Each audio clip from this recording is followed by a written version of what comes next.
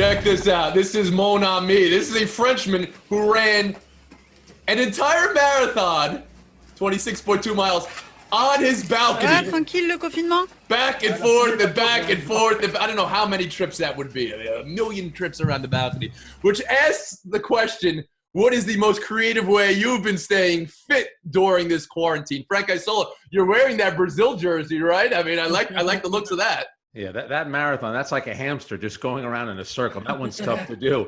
I'm going out for walks, running, and I'll tell you. You're leaving the house. Yeah, I mean, but we're keeping our distance. And I'll tell you what, you see a lot of people out, and I told my wife, it looks like a brochure for a new housing development. There's a couple walking their kid, another couple with their dog, people on their bikes. Everyone is kind of happy, but not looking at each other and staying 6 feet apart.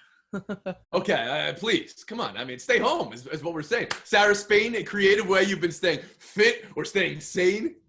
Well, stay home, but you can go outside. And in Chicago, it's like you get the nice brisk walk, and then you also get your jerks and your sprints in either direction when someone looks like they're not going to walk around you and they just go straight. Then I'm the one who's like running into the street to make sure I stay away from them. But my real workouts have been at home, and thankfully one of my favorite yoga teachers has been doing them every single day. You click in on Zoom, you do it live. I like to do them live because if I do the taped versions, then you can always hit pause, take a break. So it's better for me to make myself do them live and have to keep up with the class for 75 minutes. But that marathon looks like my worst nightmare. No, thank you. All the turns back and forth. First of all, I don't want to run a marathon in the first place, but I don't want to run it like this. No. Woody Paige, you've been on a marathon with, what was it, Tequila Tuesdays, Quarantines, was a drink. That's the type of marathon you've been doing at night. What have you been up to? Yeah, whiskey Wednesday.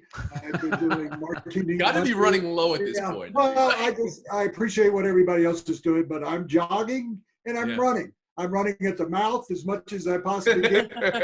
Jogging my memory at my age by watching these old sports events because I'm trying to remember the Players' Championship for 2 years ago. I watched it and I actually got into it. I'd forgotten who had won that. But in regard to my exercising, yes, I was in the hospital for 3 days and they were doing stress tests. And so I was doing all sorts of exercising for them in order to prove that I could get out of the hospital. This is Sarah Woody Paige. How you feeling today?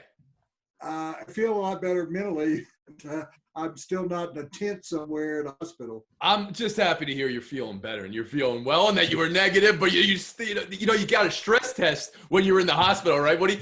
This all is a stress test. I mean, we need our sports. For me, music lifts a mood, right? You can't make it through this without music. I'm learning songs on the piano. I give myself 10 minutes and then me and the kids, let's go, and we're doing this. And then musically, we just played the drums to That Thing You Do, which is one of my favorite songs from a fun movie in the 90s.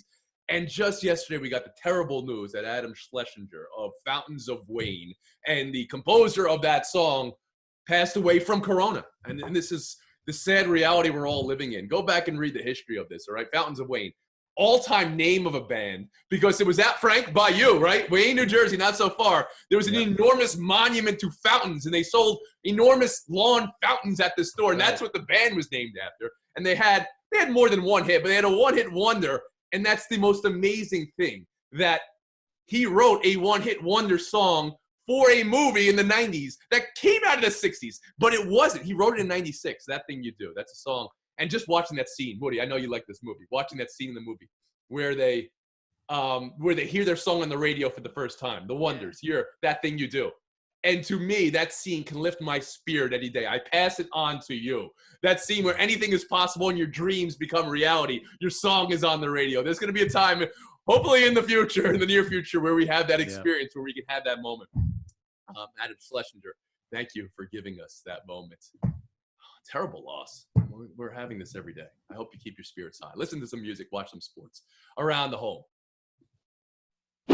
Thanks for watching ESPN on YouTube. For more sports highlights and analysis, be sure to download the ESPN app. And for live streaming sports and premium content, subscribe to ESPN Plus.